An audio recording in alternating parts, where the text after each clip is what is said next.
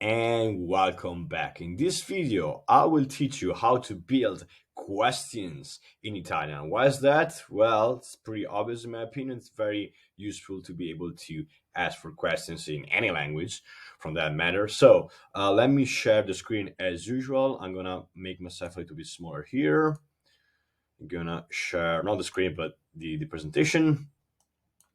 All right, let's go. So, why is building questions a little bit tricky for native English speakers? We have this grammar structure in English that is built upon the do, did, does, and so on. So, you guys use do, does, did, have done, and all these structures to build questions in English. Okay.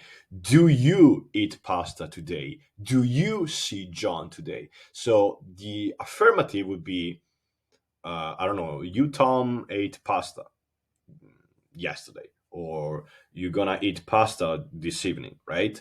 In order to build the questions for this affirmative, you use do in English. Do you see John today? Same thing. Oh, you see John today. Okay. You put do at the very beginning to build the question. Do in the present, did in the past, and will something in the future, and so on. Okay. So you use the verb to do in order to build the structure of questions in English. And exactly for this reason, many English speakers that try to learn Italian on their own make the mistake of trying to implement a fare in their questions, because on paper the translations of to do is fare. So many students of mine that got to me after they're trying to learn Italian on their own by themselves, I found them to implement fare in their questions, which is completely off. And they use fare because they think, okay, I'm gonna use do. The translation of the verb to do in Italian is fare, so I have to use fare somehow, some way in questions. No, it's wrong.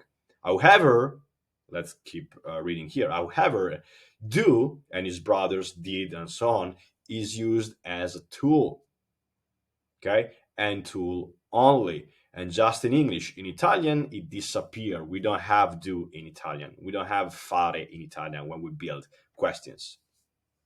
Let's take a look at this scheme, okay? Do you eat pasta today? It becomes mangi pasta oggi. Mangi comes from mangiare, it's second person, I eat, you eat, okay? Mangio, mangi, you single person. This is not you all, you guys, but it's single person, do you. Pasta, pasta, today, oggi, okay? So there is no fare here. There is not such a thing as fare here. There is no translation of do is used just to build the question. It disappear and we throw the translation of you eat, basically.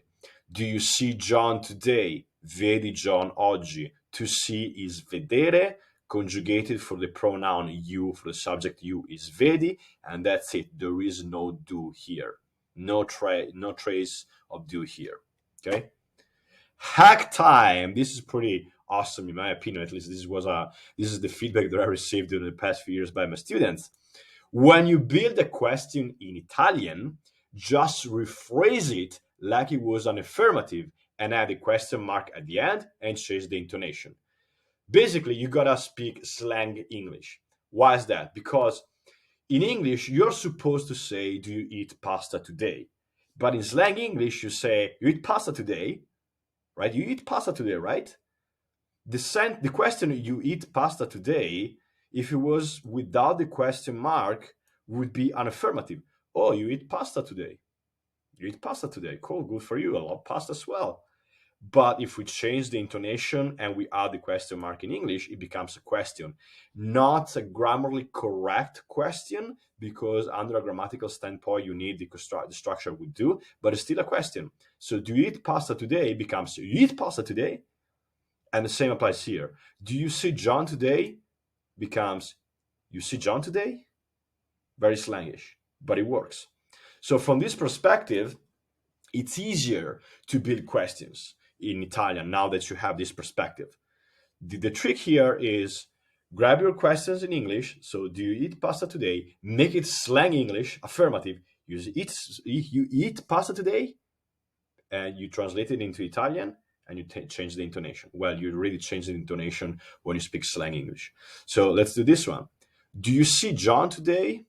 Slang English. You see John today? Question in Italian, the translation in Italian. Vedi John oggi? Question mark. Vedi John oggi without the question mark is the exact translation of you see John today. We add the question mark and it becomes a question. Same for the previous one. Mangi pasta today is affirmative. You eat pasta today, good for you. Let's say, I love carbs.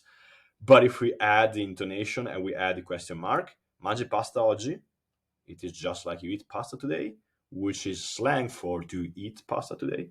Okay. Let's do this. Let's take a look at these sentences. These questions. So, do you want to go to the cinema? Did you see Mike yesterday? Will you go to Mexico in a week? So your task right now is to rephrase. Don't think about the Italian translation for now. Rephrase these questions into affirmative question, basically in slang English. Okay, I will give you some minutes or some seconds. You pause this video, do your work, and I'm gonna see you in a few seconds, a few minutes, and I will give you the right rephrase versions of these questions. Okay, so give me the affirmative with different intonation and question mark at the end of, do you want to go to the cinema? Do you see Mag yesterday? Will you go to Mexico in a week? Okay, let's do this. Okay, I assume you've done the work. Let's see the result. Do you want to go to the cinema? In slang English should be, you want to go to the cinema? It's an affirmative with question mark and different intonation. Did you see Mike yesterday? It's going to be, you saw Mike yesterday? Will you go to Mexico in a week? It's going to be affirmative with question mark. You will go to Mexico in a week? Okay. And now let's do the translation. At this point, if you're following the order and you should be able just to translate the first one, because we haven't talked about the past tense and the future tense. I will throw the exact translations anyway, just because, but the system doesn't change. You translate the fake affirmative, basically. You forget about do, you forget about did, you forget about will, you, okay? So the first one is going to be vuoi andare al cinema, okay? If we forget about the question mark, you want to go to the cinema, it's going to be vuoi andare al cinema. But then we switch to a different intonation and we add the question mark and it becomes, you want to go to the cinema, vuoi andare al cinema. That's it.